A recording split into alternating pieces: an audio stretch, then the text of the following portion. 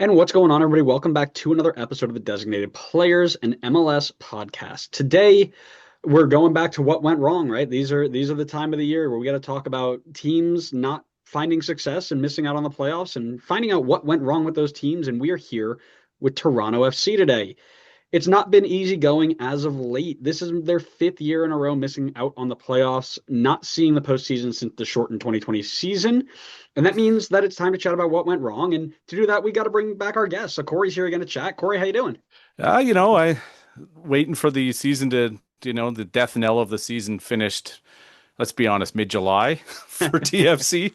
So we're just kind of like running the clock out and it's been an exciting season for everybody except TFC because we talked at the start of the season and both of us agreed like, yeah, it's not going to happen and we're both right. So yeah. Yeah, well, we've got on our list here reactions to our predictions, and we got a couple of bad ones in there, but I think this one will be pretty good for us. So no problems with that. But before we go into anything, of course, we got to talk scarves. So what are you rocking?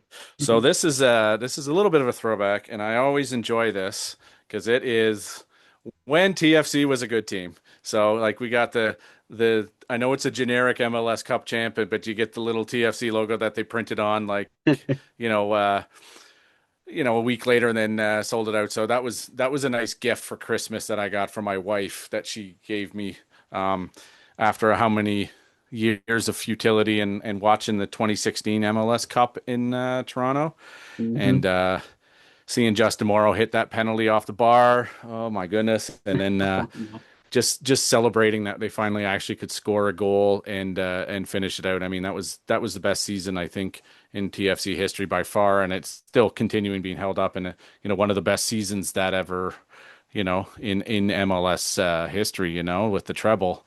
Yeah. So we're continuing to kind of reminisce about that, and then now we're we're ending off on a season that's just a nightmare again, and it's nothing new, man. So there's always have that little blip that we always like to reminisce about, and I froze my butt off again in December to go watch that one, and I relished every minute of it. So Oh man, I'm trying to remember the last time I could feel happy. And it was a 2018 Shield, probably. It's probably mine, yeah. So I'm holding on right around where you are. My TFC scarf needs updating. It's just kind of bland. It's one of those like, oh, I picked it up, because there was a sale or something and had to fill out the wall. So, just TFC on either side with the leaf in the middle. Just kind of bland, kind of but it works. It's TFC. It fits the theme, and hopefully there'll be a new one that I can pick up relatively soon. Listen, this isn't going to be a fun chat. This is not as fun as the preseason one where we were almost filled with a little bit of hope and you know, just general ambiance of happiness, I guess, for lack of a better term. But things went wrong for Toronto this year. They didn't make the playoffs, which is not very good. What is your biggest? I mean, what's the biggest thing for you? Number one that went wrong this year. What happened? so number one, without a doubt, is how they strung the Italians along in our season and how much of a hindrance that was for the first couple months of the campaign. We got a new president named Keith Pelly. He started in late 2024, early 25. The first, publishable quote he came out with is, "It's going to be a complete rebuild and everything's on the table." So the first question we asked was, "What are we going to do with this contract and contracts?" And that's what happens a lot of the time when we talk about the DPs that for this era, the Italian DP areas, we kind of lump them together. So sometimes that's to the detriment of Federico Bernardeschi because he was actually not a horrible signing, and he did actually have some results. But the worst thing that we could see was Insigne still being around this team from preseason onward, and he actually was frozen out at the start of the season. He was playing with the reserves in preseason where we were hoping the writing was on the wall, and magically he made his triumphant return against the Red Bulls in March, and that was a nightmare because we knew it was just it's a foregone conclusion. I don't think sometimes we say this is arguably the worst DP signing in MLS history. I would probably say it is the worst DP signing in MLS history. So, I mean, when we start talking about the sheer amount of money being shelled out for this player who, I think we calculated it on average that he played 60% of the games he was available to play in or something over the 2.5 years, 3 years that he was here. And what happens is that we can't just ignore how much of a detriment he was on the field, because it was interesting. We still don't know the answer yet, and I don't know if we'll ever get the answer about who made that decision to allow Insigne to come back into the team. Because from what we understood, Robin Fraser took over and said, this is what we're doing. His answer was, we're going out with the strongest lineup, and Insigne wasn't on the field, and then magically he was back in. So I don't know if there was pressure from the front office or agent or anything else. But I mean, in the time he was here, in 2025 especially, he was arguably one of the most useless players I've ever seen on TFC, and that's saying a lot, because we've had a lot of useless players over the year. They tried him at a couple different positions. I mean, he was naturally a left winger, but we did talk about that at the start of the season. We talked about how good Theo Corbeanu could have been as a left winger, and he got his opportunities there. So they tried him as a number 10, and they tried him as like a striker one game, and they tried him as an attacking mid. It just never worked. There were so many times that he was walking on the pitch, like and just kind of like shaking his head. And there were times I was questioning, was he actually passing to the other team? So we Uh, we but it was unequivocally one of the worst things. And the history of having him and to a lesser extent Bernadeschi around the team was such I guess a black hole of negativity that it just kind of conjured up all the things that happened previously in the previous seasons about how Insigne apparently and with his friend Bernadeschi or whatever got rid of Bob Bradley and called for all these changes in the team. So I mean, he didn't do anything, right? So like I said, we kind of lumped the designated players together. Bernadeschi was kind of a surprise when he's got his contract bought out. We were all kind of taken aback that they both were gone at the same time. That was a nice Canada Day present for us. That was announced July 1st, right? And we were all on holiday, and my phone was blowing up at like 9 a.m. going, gotta check the news, man. Like, go see what's going on. So yeah, and by that point, the season was half over, right? At least half yeah, over. Thanks to the schedule with Leagues Cup. I mean, I think Toronto had like 8 or 9 games in May, something like yeah, that, something yeah, ridiculous. So by that point, the season was basically half over, and I mean, that's kind of putting that whole season in perspective. And it yeah, was interesting because Bernadeschi played basically, if he was available, he'd play 90 minutes. He was a guaranteed starter, and he actually put the effort in. Problem is he didn't have a lot of confidence in the rest of the team, so he said, "Oh, I'm just going to try to run down the wing and score on the shot." That was predictable, right? Oh, he's going to cut in after 3 dribbles and miss the net. So you know how it was. yeah, So that really just was like the problems all started from there, yeah. and it kind of like circles out from Insigne and Bernadeschi. Yeah, well, and that's such an interesting point. Like from the beginning of the season, and maybe my timeline's a little off here, but I very vividly remember Insigne in a box, like fighting with his own fans, not playing on the field, but like shouting down from maybe an owner's box or whatever box it was, and like that right there, you're like, that's got to be it, right? And then he gets phased out, and you're like, okay, he's definitely got to be it. And then Red Bull come to town, and it's like, oh, he's back. And my first thought is if you're going to get anybody back into form, you do it against the Red Bulls. We find a way to make anybody who can't play turn into a superstar for 90 minutes. And I was like, great, here it comes. He's going to be a superstar again. Obviously, it didn't work out and all that. But yeah, worst DP signing in history is bold. I think it's definitely up for debate, but it's up there.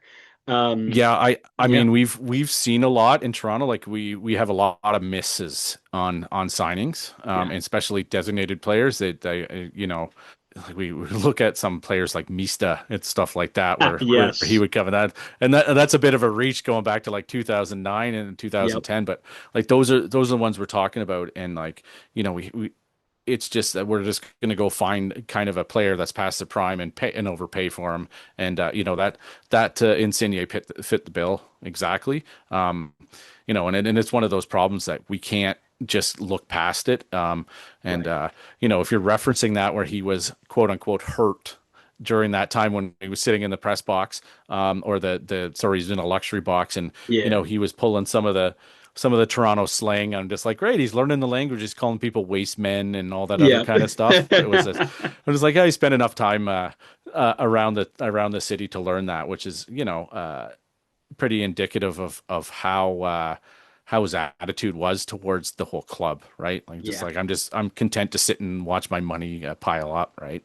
Yep, yeah, he was not a good signing at all. Definitely better that he's now out of the way. But one of the things that I highlighted here, and it's something that's a general theme with teams that don't make the playoffs, you generally need to be a strong group at home. We know how difficult it is to play away from home in this league specifically. I think it's like a 60%, 30%, 10% rate or something like that, something silly.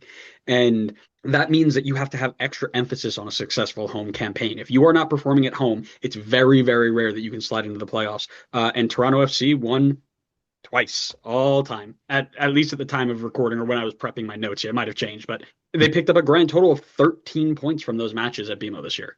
13 points is it's just if you can't get it done at home, you're not making the playoffs. And 13 points, not good enough. Just purely not good enough. Yeah, they're currently on a 7-game draw streak right Yeah, now, I did which see that. actually has set the record for MLS draws, consecutive draws, which Yeah. is, in a season of futility, that's marginally impressive, and they've actually got some good results against some good teams. More recently, they held Inter Miami to a 1-1 draw on the weekend. That was primarily Sean Johnson. He made some amazing saves. I think he single-handedly stopped 4 or 5 of Messi's shots. One included a free kick. And I mean that's been one of our bright spots. But yes, there used to be a banner that used to hang in BMO Field in the South End. It used to be called Fortress BMO, where you would come and it would be a tough point to get. If you got a draw, everybody would be happy and said, "Oh, we came away from Toronto with a draw." Now it doesn't mean that anymore. It is just such a frustrating thing to watch where you should be getting an average of 2 points at home, Yep. a win and a draw. That's the way it should work. You should be getting more home draws. And that's what TFC is getting is all the draws at home. You should be making those into wins, right? And like giving up like 95th minute penalties, and that's what happened this year against Atlanta, or playing from behind all the time, conceding early goals. That's their MO too. And then having to play from behind, and you should be excited. Hey, we got a draw against Inter Miami, where, to be honest, Inter Miami is old and slow at the back, right? Yes. Yeah. So you should be able to run roughshod all over their defense, and that was the kind of the frustrating part that we saw was, we have a lot of young and dynamic players, and they just said, we're just not going to use the speed to our advantage, and that's been the case, and it's been a slog because it used to be fun, right? It used to be fun to go, and I know we were talking about that. It's been a rough year for sports fans. But shout out to the Blue Jays, right? Winning a division. I gotta Yeah. I gotta put that one in. But yeah, that's the one bright spot in Toronto. But yeah, it's been a slog. That's the easiest way, especially at home. That's not the way it's supposed to be. Yeah. No, 100%. Couldn't agree more. You have another one you want to share? Another big point. Yeah, it's a frustrating point. And when I was talking about playing from behind, that TFC has not figured out how to get an attacking threat that actually has consistent goal scoring. After 31 games, they have 31 goals. That's a goal a game, and that's not good enough to win in this league.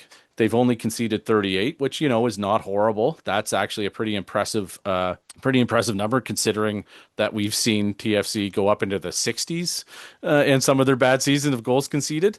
In the truly horrible wooden spoon era, which is unfortunately not that far off, and they're still actually in contention for the wooden spoon. If they lose their last 3 games, it's potentially they could be overtaken, and TFC could still win the wooden spoon. But the biggest problem is there's no attacking threats. They haven't solved that problem since Josie Altidor's left. And that was 2019. They haven't found a consistent forward to score. I mean, we had Alejandro Pozuelo, but he wasn't a striker. He was a number 10, and he was a great goal scorer, but he also was the guy that set up goals. So we're going back to 2019, where it's been 6 years of futility and trying to find a striker. We had Jesus Jimenez in 2022, where he started off and scored like 9 goals in 12 games or something. Oh, here we go. We got to, and then he just fell off and disappeared off the face of the earth. I think he's now in Poland, playing back in Poland. I think he went to India too to play in the Indian Super League for Wow. Kerala Blasters or something like that. So that's a bit of a reach, but yeah. And it's not for the team that's trying. I mean, they brought in Ulla Hilsen from Denmark as a loan player, and we're not arguing with that because of the whole problem. We said we just got rid of horrible contracts. He came in on loan and thought, "Oh, great, okay, we got a striker. We're going to see how he does." He came in hurt. I think he made 1 or 2 appearances before he was off for 6 weeks, and he just never adjusted and only scored a couple goals when he was here. But used to, or he got too many starts. I think that was the problem. And we're still speculating that was one of his stipulations in his loan deals. If he was healthy, he had to start. So I could see that, and he was unceremoniously shipped out at the start of September. So goodbye. He was here 3, 4 months, right? We talked about Theo Corbeanu already. He's their leading goal scorer with only 6 goals. I mean, that's pretty average for this league, especially when you're looking at the Golden Boot race is probably going to finish on 25, 26 goals at this point, right? That's pretty pathetic. And he's a winger, right? So he's the one supposed to be setting up goals. DeAndre Kerr was hurt. He's our homegrown. He's still young. He's in his early 20s. He scored 3 goals. He may add a couple more in the last couple of games, but he's still not producing. And in a trade with Montreal, we got Jules Anthony Vilsaint, who's actually a target man. He's like 6'4", Yeah, so big he's a lad. big kid. Yeah, so he's not seeing a lot of minutes though. He's coming off the bench in like the 80th minute, so there's just nobody scoring goals. Even Georgi Mihailovic came over in the giant deal, the cash for, and he's only scored 1 goal since he's been here, and his first goal was against Inter Miami on Saturday. So it's just a brutal thing to watch, and they've been saying since 2021, always we're gonna get a DP striker. We hear the rumors about that. Apparently, former Burnley player Josh Brownhill was supposed to come here and sign, and if that didn't happen, I think he went off to Saudi Arabia or somewhere like that for the big money. So it's just that you just can't get somebody in to score goals, and it's painful to watch. That's the easiest way to say it. Yeah. Man, I'm just going to echo exactly what you said because my second point was they're anemic in front of goal, man. And again, a common theme for playoff teams is that when you struggle to score, you struggle to win. And when you can't win, can't go to the playoffs, right? Plain and simple. They're currently the second worst attack in the East by only DC United, who, my goodness, they're also a nightmare. And what's worse to me is that of your top 6 scorers, I think it is, 3 of them aren't here anymore, right? I think it was Insigne, Bernardeschi, and Brindholson, maybe it was the third Hmm. one. I can't Hmm. remember for sure, but you've got the thing with Theo Corbeanu, right? You're talking about like, oh man, it's terrible that he's got only 6 goals. If I got 6 goals out of a winger like that, I'm having a good time. The problem is everybody Hmm. around Theo Corbeanu is not doing their job, right? Like how Hmm. are we Hmm. how are we how are we letting our I believe he's still on loan. I don't know if he's made him permanent yet. But this guy who's come in, he's brand new, he's on the wing, he's giving you the numbers he needs you to do, and nobody else wants to step up and do that. That's not on Theo, that's on everybody else. And the problem is the second leading scorer on the team hasn't been here since May. Right? He still hasn't been surpassed. Like, what do we? That's ridiculous to me, right? They've been shut out in nearly a third of their games. They scored only one time in 16 of the games. I mean, you're looking at I think maybe 4 or 5 games where you have multiple goals scored. You just can't do that. That's just not a sustainable way to play. No, and it's funny because if you watch the build up to a goal or a goal scoring chance, you think it's going to work because on the whole they have a pretty solid midfield, and with Mihailovic coming in, I mean he's a fantastic player both ways. He's a two-way midfielder. He's an offensive player. His first game he made a couple passes that were just world class, and we said, oh great, we got a great player here, right? But if you're putting Corbinu down the wing, and then all of a sudden he puts the ball in, and it is great ball going back post right over the keeper's head, and you're just watching, and you see three defenders just go over their head and look by, and it just kind of sails into touch. Where it's like, well, whose fault is that? He's doing the hard work, right? Right. It's frustrating, and we're still waiting. I mean, it's you've always wanted to just say, hey, we're gonna do this, this, and this, and oh, we've got all these kids, and it's just not happening. No, no, it is not. And, there are a lot of things that need to change to find success. And I think you got to trust your kids. I think you got to give them time to grow, right? Give them the opportunity to fail and learn. But I want to ask you, kind of to wrap this all up, what is the biggest thing that this team needs to fix in 2026 to be successful? It's the easiest one. That's get an attacker in, get a proven goal scorer, and even making it from within MLS. Like some of the signings that we've seen that have had success, like moving around MLS. So, for instance, if you're looking at Sporting KC, right, where they're getting some scorers in. I mean, they had a horrible season, but that's something you look at. And even like Real Salt Lake, where they're bringing in players that are proven in MLS. That's part of the formula I think Robin Fraser and Jason Hernandez want, is to find a player that has been proven to have the goal scoring, like I said, I'm talking about Casey, like Joveljic or somebody like that who was on the bench at LA and then said, well, this kid's great, right? Like, let's get him off, and somebody who's been proven as to be successful in MLS, and that's kind of like the model they need to do. That's number one. But the problem is that the roster is, there's 16 contracts expiring on this roster in the end of the season. So again, we could see new faces, but again, it's getting rid of some of that. So like 1A would be a striker, 1B is to get rid of some of the dead weight off the roster. There are some contracts that are still from the Bob Bradley era that are, he brought in like defenders like Sigurd Rosted and Roel Petretta, which are serviceable defenders, right? But they're not, those two players together are making over 1.5 million, and Oh, that's a big hit on the roster. So you have players like that, is some MLS veterans. I mean, Derek Etienne Jr. started against Inter Miami, and if you ask me what did Derek Etienne Jr. do in the game, I knew he started. yeah, But again, he's just one of those players that are just there, right? yeah, And he's making $750,000 a year, right? It's yeah, it's it's it's those players that are just here. And Toronto used to be the destination, right? It used to be, oh yeah, we're going to get some good free agents because we have a good development, we have some potential. We would get some veterans like the Drew Moores, who were the Colorados, and he came to play here for a couple years and backstop the MLS Cup as a defender, right? And now you have to overpay for people to come to Toronto, and unfortunately, it's one of those that are, you just got to do what you got to do. Thankfully, TFC has deep pockets, so yeah. we're we're looking at going at, you know what, fine, pay them. We don't care. We just want to see a few more wins, and make it a competitive team. That's all we want to see. And we're not going to say, hey, it's going to turn around in 2026. But the hope is they're going to get a couple bigger names in, and hopefully have a result that would, not fighting for the wooden spoon, but fighting for a division title at some point, or a conference, fighting for the Eastern Conference. So Yeah. Man, I love DEJ7. He's my boy. Came straight up through the academy and saw him go from, youngster to consistent minutes. And I couldn't agree with you more. There are just moments where he's just there.